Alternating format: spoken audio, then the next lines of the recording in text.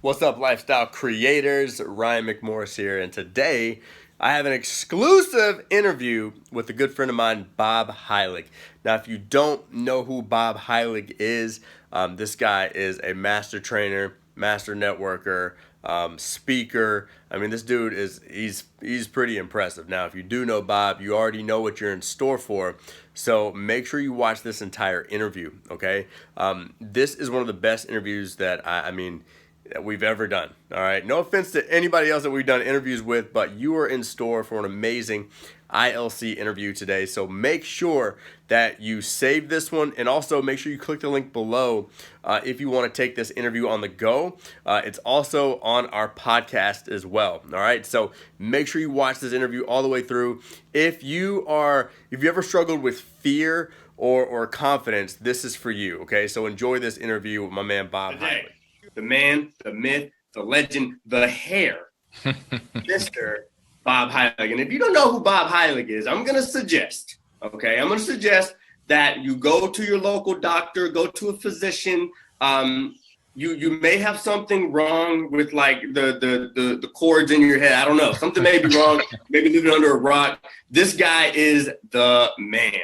Okay. I love him. Everybody loves. I literally don't know a person who doesn't love Bob Hielig. I mean, I don't think it exists. Like, that person does not exist. Bob Hielig, the founder of your social media upline. This guy is amazing. Okay. Amazing. Welcome to the show, my man, Bob Hielig. What's up? Ryan, good to be here, man. That might have been my best intro ever. I got to hire you. Dude, I'll take it. I'll take it. I mean, dude, but you're well deserving of it. I mean, your story, dude, is absolutely amazing. Your hair, awesome, by the way. I everything about you, dude. I'm in love with Bob Hielig. I can't deny it, man. Hopefully by the end of my life, I can be known for something more than just my hair. That's my primary goal in the mission of my business. Although I'll take it. Yeah, I mean, you know what? I mean, we're all there. You know, I mean, we're all there. I mean, it's one of those things. So Bob, dude, I mean, one, thank you for being on here, man. I watch all your stuff. Your training's amazing. Just to watch how much you've grown, because when I first saw you take over my news feed, I was like, dude, this guy's an absolute badass. And then like you took it to another level and went even badasser. I don't know if that's a thing, but you did. And then to hear your story, bro, because you look like one of those guys. I'm not gonna lie, man. You look like one of those guys. It just comes off so smooth and so easy that you're like, was he born like this? Like, did he literally come out of the womb with like such amazing hair, such amazing speaking ability? The ability to just transform people is top notch. So thanks, man. Then you told me your story, and I was like, holy crap, don't believe it. Either he's so tell us, man. Tell us about Bob Hielig. Yeah. So my, I'll give you the abridged version. My background is, I was in the medical sales field prior to getting involved in network marketing back in around the year 2001. Okay. So my network marketing days go way back. And, my story is this. My first year, I like to say I sucked at network marketing. I didn't recruit a single person. I had two customers, myself and my mom. That was my success story at the end of my first year. I had to basically threaten my mom to sign up for my service. We were marketing long distance phone service. So like, how difficult was it really to get a customer? And I had to threaten my mom I wasn't going to come home for Christmas unless she signed up. And my first business partner wound up being my cousin Keith. And the only reason he signed up is because I owed him $500. And that just so happened to be how much it cost to start our business. And he basically, out of pity and, just said, hey, look, if I do this, will you stop talking to me about it? We'll call it even. And so that was my start in network marketing. I was not an overnight success. I did struggle a lot in that first year. I eventually kind of figured some things out, which obviously we'll dig a little deeper into. But it wasn't kind of like all of a sudden I had a lot of success. My story is I spent 4 years in my first network marketing company, really not having a very high level of success. I wound up quitting, completely getting out of the profession for almost 6 years, and then got back into it in 2011 after a frustrating career in corporate sales. And that was when I finally was able to have some success. And, we were really fortunate at that point. I learned a lot of lessons from my earlier days as an entrepreneur, and went on to become a 7-figure earner inside of the profession. We built a team of over 100,000 reps. And I went through a series of events in 2015 that led me down a different path, let's just say. I had 2 network marketing companies in the span of 7 months close on me. And I found myself in August of 2015, newly engaged, and really having no idea what I was going to do. I was really at the bottom of at rock bottom.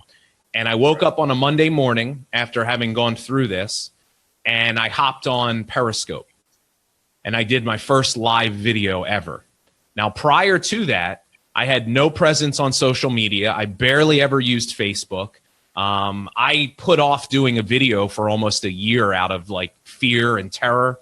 And I said to myself, listen, man, if you're ever going to do it, now's the time. And I woke up on a Monday morning. I did a live video to 5 people, had no idea who they were.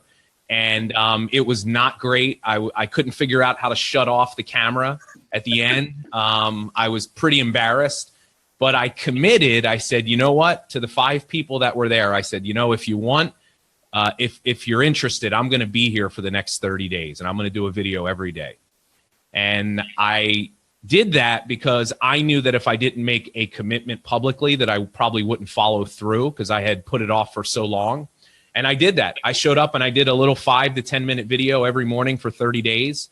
And I started, once I got over the fear, I started to kind of catch the bug, let's say.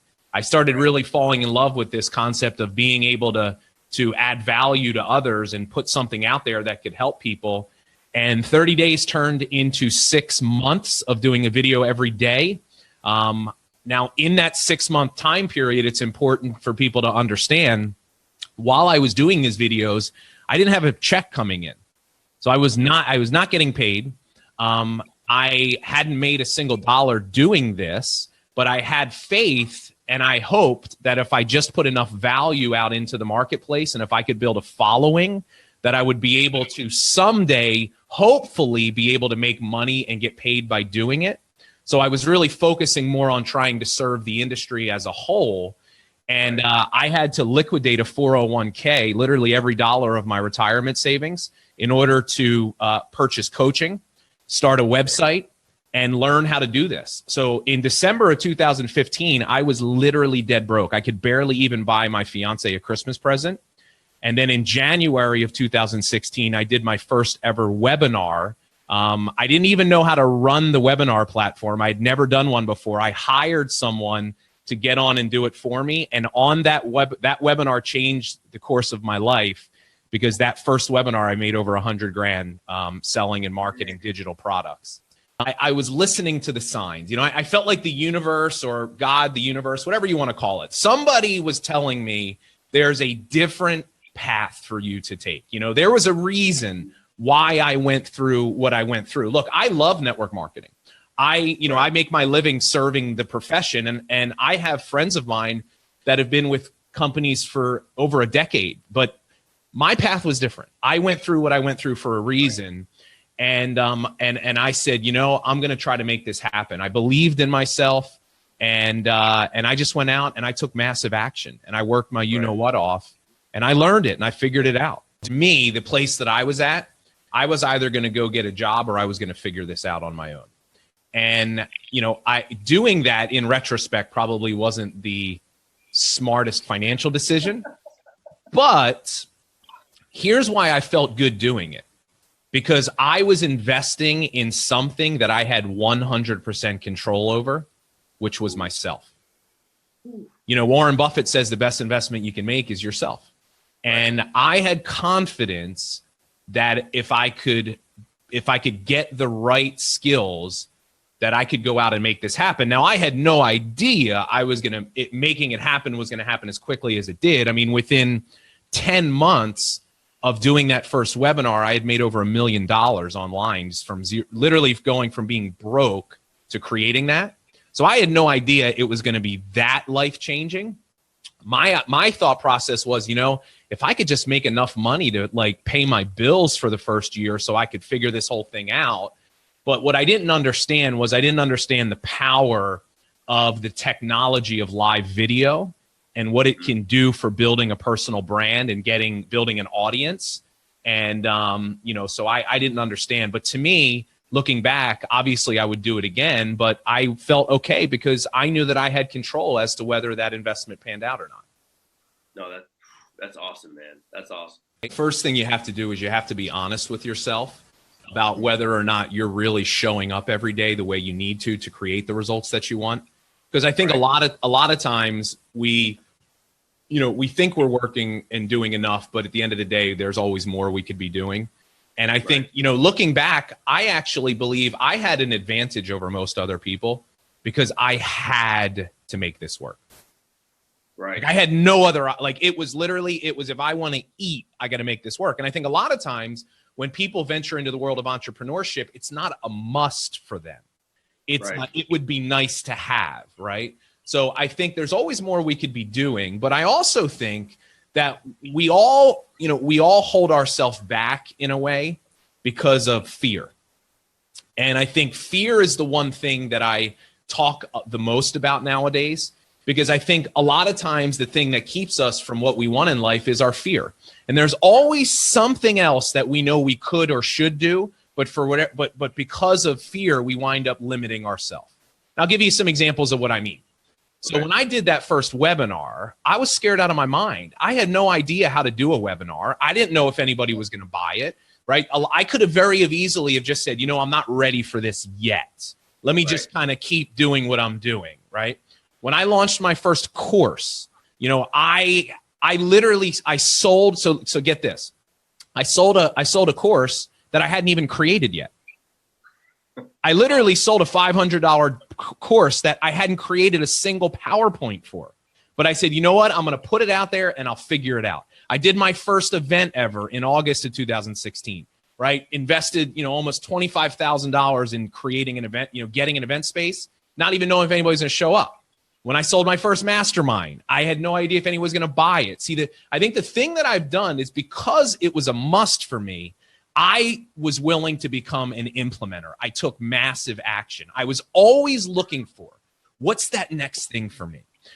For some of the people that are watching, maybe they haven't dove into live video yet because they're afraid of it. Well, I'll tell you that there's a reason why you're afraid of it, because deep down it's the thing you need to be doing to go to the next level. We fear the things we do in life for a reason.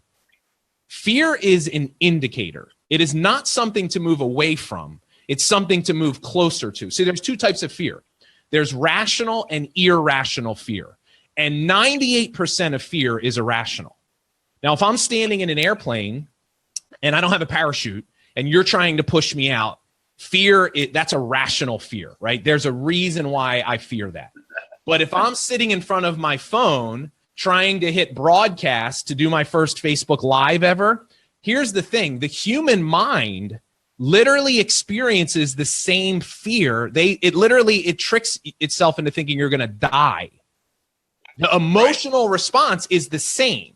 But if we can learn how to recognize an irrational fear, and we know that, I'm pretty sure this is still accurate. No one's ever died from doing a really bad Facebook Live, right? Like, you're not going to die if we can say this is an irrational fear, and we can learn how to have courage to just take the first step. It is in those moments that our biggest breakthroughs occur. So if somebody's watching this, if you're fearing giving your first network marketing presentation, you need to do it, like literally today. If you're fearing prospecting somebody that's very successful, you need to do it. If you're fearing being a leader, you need to step up and lead, because if we can follow our fears, that leads us to our purpose. Man, that's big, man. That's big. Well, the first thing you have to do is you have to recognize it and be aware of what it is. If Okay. it is an irrational fear, which almost everything we talk about that's an irrational fear, we have to understand that first and foremost, the fear will never go away. Okay. It will never go away. You will always have an experience of fear. What you have to learn how to do is you have to learn how to become courageous. And courage is feeling fear, but taking an action anyway. And courageousness is like a muscle. You can build that up. And what I've learned to do is I actually seek out fear, because I know if I'm not feeling fearful in anything I'm doing for a long period of time, I'm not continuing to grow and push myself. So first and foremost, understanding fear is good. And the second thing is realizing this: we fear the things we do for a reason, because a lot of times our biggest fears are they signal our greatest gifts. So I'll give you an example. Public speaking was one of my biggest fears my whole life. The first time I was asked to speak in front of an audience, it was in network marketing. I had only been in the company I was in for about 6 months.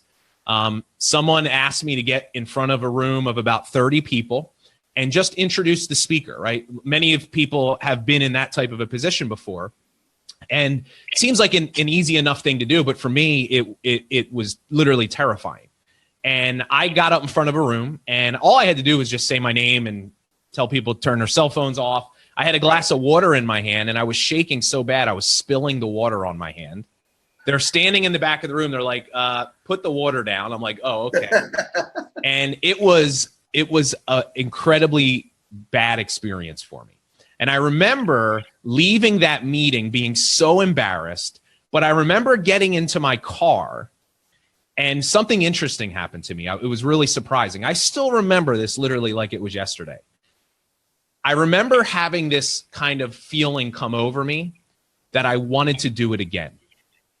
Even though it was so bad and I was so embarrassed, I wanted to do it again because I knew I could do better. And what I had to admit is that this was something that I knew if I wanted to be successful, I was going to need to get over. And that one experience, it opened up something inside of me that I never knew was there, because I was never willing to face those fears. I always ran away from speaking in public. And here's what it did, Ryan, is it started this process. And listen, by no means am I saying the second time I went up there, I killed it. I was bad for a while, but I started working on it. And then before I knew it, I actually started getting pretty good, and people started saying, man, you're pretty good in front of the room. And I remember the first time somebody told me that, I'm like, I am? Because it was something I dreaded for so long. And then I look at my life today, and I look at the way that I earn a living. And the thing that I'm really clear on is my purpose in life is to inspire people through my story. And what I think of is, what if I never would have ever faced that fear and found out this? Because my fears actually led me to my biggest gift that I have. So I would tell somebody that's watching this, that's struggling with something in their life, recognize it to be an irrational fear and understand you only fear the things that deep down your soul knows are important for you to do. I'll be honest, I had a week last week where a couple of things happened inside of my business that flared it up in me again. And, it's kind of crazy. It doesn't matter how successful you are. You're always going to have moments of self-doubt, and you're always going to have moments of, am I really supposed to do this? And I still have that happen to me, but here's what I've learned to do. I've learned how to discipline my thinking.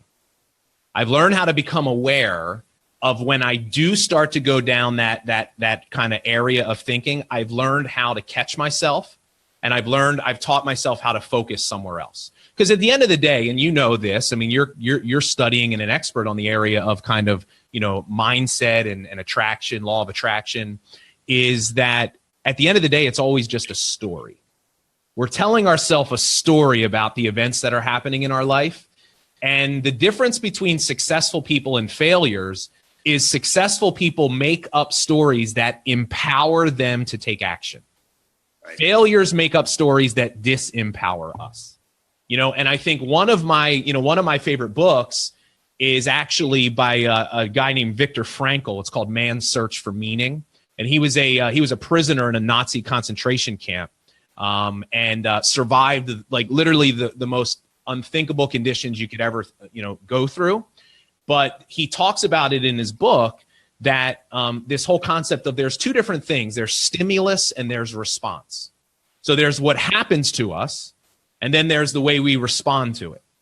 And in between those two things, there is a space. And in that space is where you create success or failure. So when something happens to us, we assign a meaning to it, which then causes us to respond a certain way. And what you have to learn how to do is in that space, you have to learn how to start talking and assigning meanings that are empowering. Another good book is called The 5-Second Rule by Mel Robbins, which is based off of that same thing. So what I've learned how to do is I've learned how to become aware of my thinking and catch myself when I do that. Most people, most failures, they have this self-talk happening all the time, but they're never aware of it, that it's happening.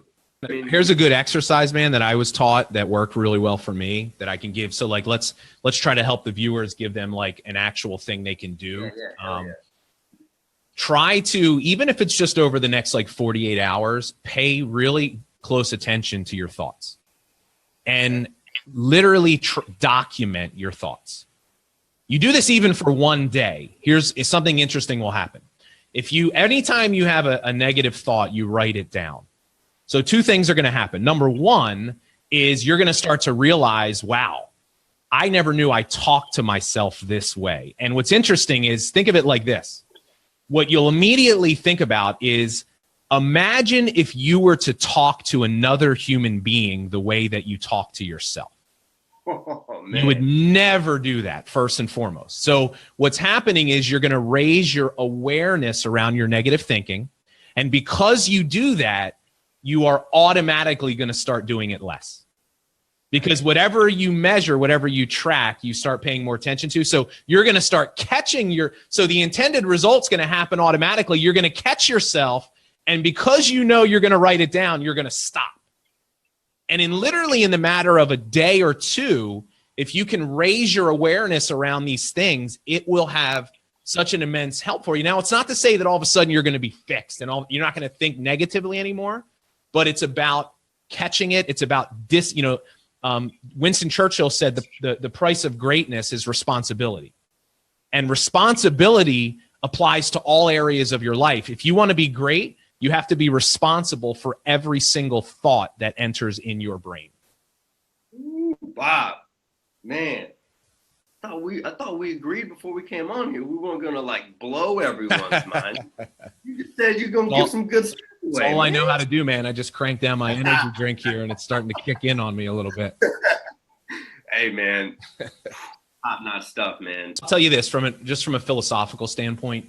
Here's what it takes. It takes a shift. And when we talk about network marketing, here's what I'm becoming really passionate about. Because I believe one of the most pervasive problems with this profession is this whole focus on the success mindset. And the success mindset is purely focused on material gain and money. Right. And that's I'll tell you this. If you have a success mindset, you may make money, but the chances of you maintaining it long-term are probably not really good, because the success mindset will lead you to happiness, right? And happiness is temporary. So your audience is not, you're not waking up today motivated to go to work because of a bonus check you got 6 months ago or a rank advancement you got last year. That nice watch on your wrist, that might keep you motivated for a little while, but eventually that's going to wear off. See, here's what you need to do. You need to shift to what I call the significance mindset. Success is about you. Significance is about others. If you can shift from a success to a significance mindset, it will lead you to fulfillment. And fulfillment is lasting. See, you can actually, in your business, if you feel like what you're doing is bigger than just yourself and your own monetary gain, you can not like what you do, but still do it because you're fulfilled by the work. So what I'm saying is this. This is your 7-figure interview series, right? And everybody wants to make 7 figures. And that's the obsession. Man, I got to make 7 figures. Well, I'll give you my number 1 tip to making it. Stop focusing on it. Because the moment I stopped trying to make $1 million and I started obsessing over impacting the lives of 1 million people, it happened almost overnight for me. And I'll tell you the reason why most people fail on social media, because they approach it from a get first mentality. They do everything they do. It's because they expect to get something. Well, let me do this live video because I need a recruit. And if I don't get a recruit after a couple of weeks, I'm not going to do it anymore because I'm not getting what I need to get out of it. That is the success mindset. Here's the significance mindset. You will give 10 times more than you'll get. You will give, like I did a video every day for 6 months, giving. And I fell in love with the process of giving and adding value, knowing that if I did that long enough, I could get as much as I want. And that's, if your viewers can understand that your job is to add so much value to other people that literally they line up to give you money or whatever it is you're doing. And that's the thing, money is very simply, it is a scoreboard for how much value you put into the marketplace. And if your check isn't where you want it to be, then you need to up the value that you're putting out there. You need to give more. And if you do that, you will get more than you've ever had. Yeah, it's interesting because I'm literally next month, I'm launching a second podcast called the No Love and Trust Podcast. So, my man. I'm building kind of a brand around that. But so the old saying is this: if somebody feels like they know you, they like you, and they trust you. And if somebody knows, likes, and trusts you, they buy from you. Now, my argument is in the world we live in today, that's not good enough anymore. If you really want to stand out, you need to take it to the next level. And I teach this thing called no love and trust. And what it's based off of is this concept of love. I've built an entire business around love. And I genuinely have love for my audience. And because of that, they love me. Now, the question is, we're not talking about love in the traditional sense, obviously. But how do we demonstrate love for someone that we could never meet, potentially? There's 3 things, 3 areas of focus to lead you to know love and trust. Number 1 is authenticity. You have to learn how to be yourself. You have to be willing to be very vulnerable on video and on social media so people really get to know the real you. So, I'm constantly trying to push the limits of this in my business. I just launched a new project called Bob TV, which is basically a weekly vlog style video show where I film myself in all of the aspects of my life, which has been very difficult for me because I'm very introverted by nature. But the reason why I did this is because I know that my audience, they don't really know all of me. They know a part of me, but they don't know this other side of me that the people that love me the most do know. So I've been letting people into my world even more, and I'm seeing even a better connection with my audience. So be yourself. You don't need to be anybody other than yourself to be able to execute in this space. So authenticity. The second one is generosity. Now, generosity is doing what we're talking about, giving. You and I were chatting about this before we went live. My wife, Shannon, thought I was crazy for 6 months because I was literally doing free training calls, free conference calls, free webinars. I was going out of my way to serve people because I knew that was going to be the thing that would help me make the connections and build the following faster. So be generous of your time. Be generous of yourself with the knowledge and the experience that you have. And that generosity will help kind of speed things up. Now, in order for you to be generous, you got to have the long game in mind. Right. Most people only give to get. You got to give, and know eventually you will get, okay? Third thing is consistency. So we have authenticity, generosity. The third thing is consistency, and this is where 99% of people go wrong. They do it for a period of time, and because they have the success mindset and they're just trying to get, when they don't get right away, they stop. Now, one of my favorite books, The Slight Edge, teaches us differently. The Slight Edge says that by the time you get what you want, 90% of the work is already done. Most people don't understand that.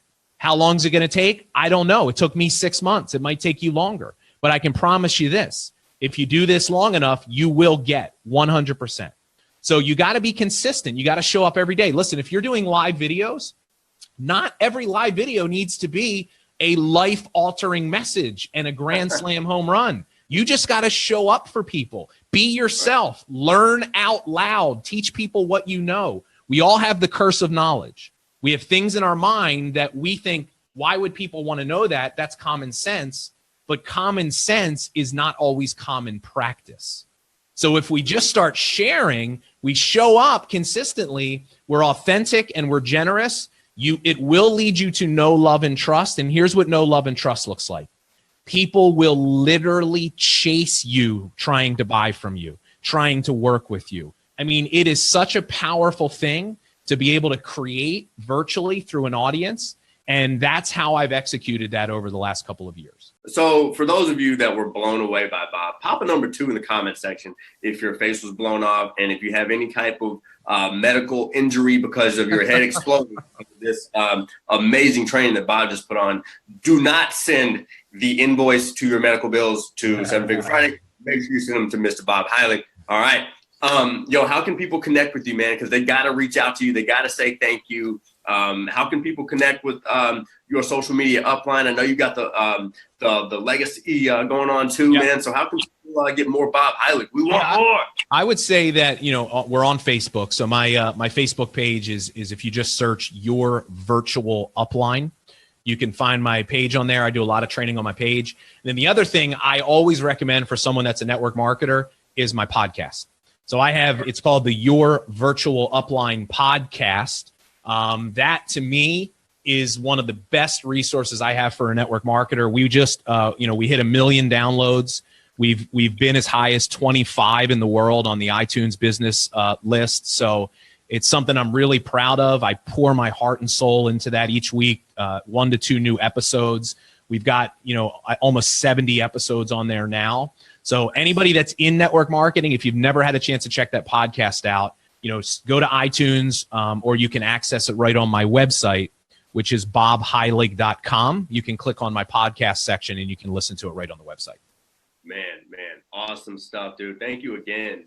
Yeah, man. Thanks for having me. I appreciate it. Yeah, man. 7 Figure Friday wouldn't be the same without you, man. Awesome. So, man, we appreciate it, man. Again, guys, show your love, your gratitude. Give him a GIF hug or something. Shoot him a GIF. Go get his podcast. It's Your Virtual Upline. Okay, so make sure you hashtag it, look for it, get connected to it, because this guy is somebody that you need to know, have on your email list, have in your arsenal, because this guy is an absolute giver. Bob, man, love you, brother. Awesome, man. Thanks for having me, bro.